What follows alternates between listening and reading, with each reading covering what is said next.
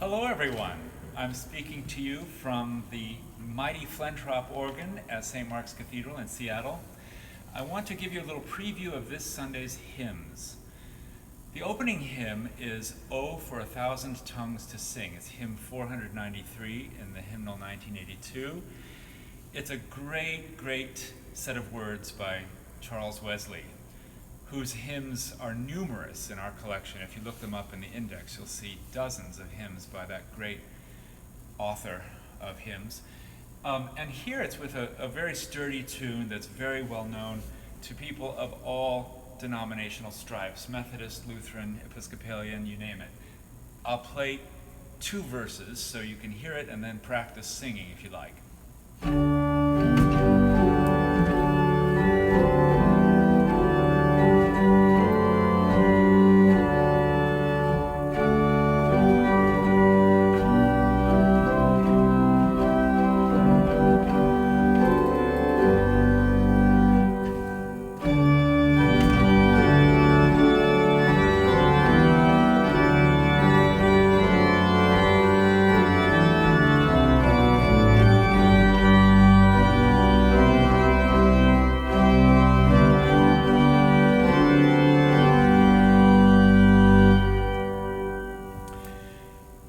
The gospel reading this Sunday tells the story of Jesus giving sight to a man who was blind from birth.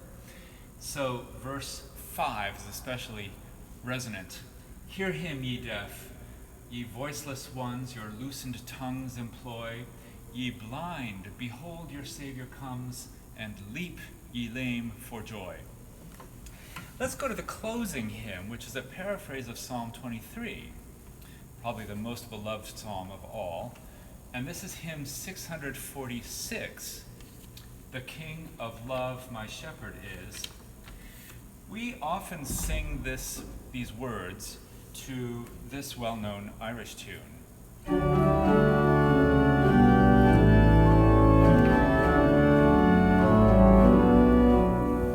This Sunday, we're going to use the hymn tune that follows that one, 646 instead of 645. And this tune is actually the one that was originally composed for these words.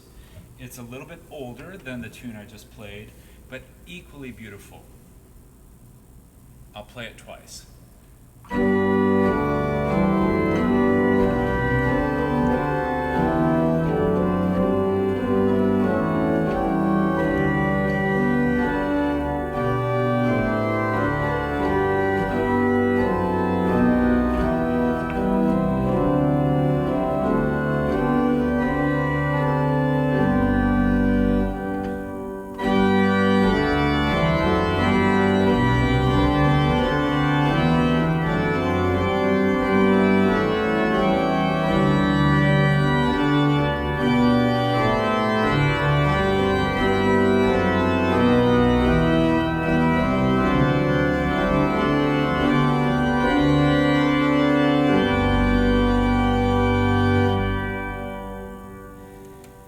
During communion, we'll sing hymn 339, "Deck thyself, my soul, with gladness."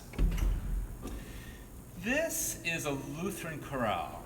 It was a tune and text known to J.S. Bach, known to Johannes Brahms, and its enduring popularity is a testament to the happy union of words and music.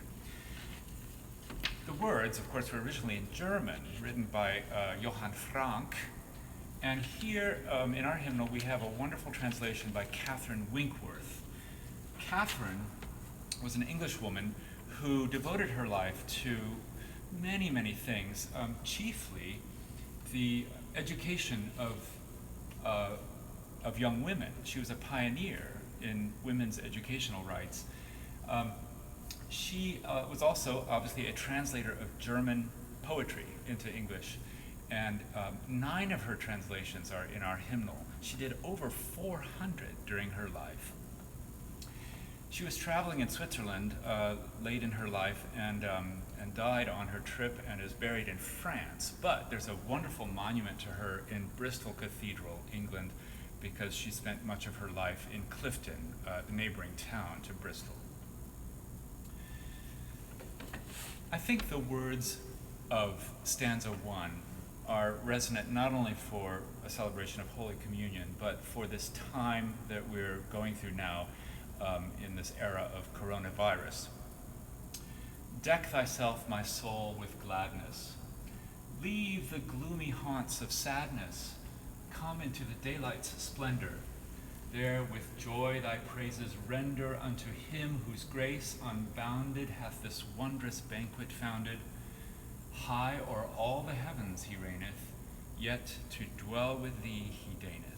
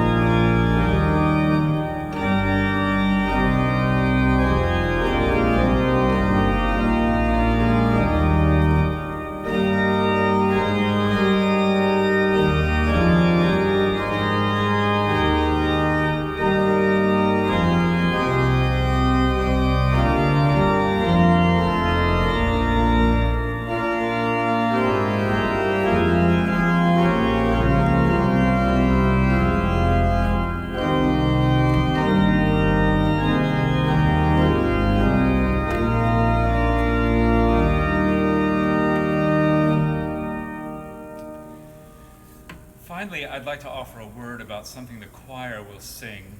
It's actually a hymn in our hymnal, 695,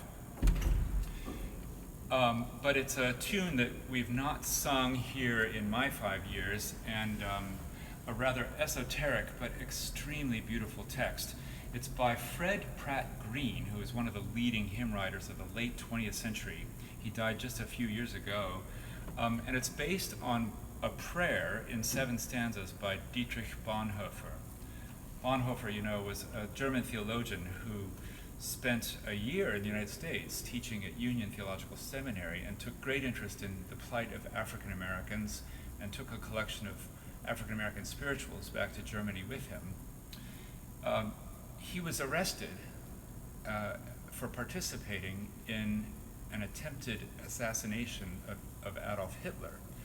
And during his arrest in a Gestapo camp, he wrote these words, which form the basis of this hymn that the choir will sing. I'll just read you the first verse. It will be printed in the service leaflet. I encourage you to follow along on Sunday, if not before. By gracious powers so wonderfully sheltered and confidently waiting, come what may, we know that God is with us night and morning and never fails to greet us each new day. And then the following 3 stanzas go on in a way that is so timely for the kind of imprisonment we're experiencing during this season of the coronavirus. So it seems especially appropriate for the choir to offer that this Sunday, and I hope that you'll pray the words with them when they sing. Thank you so much.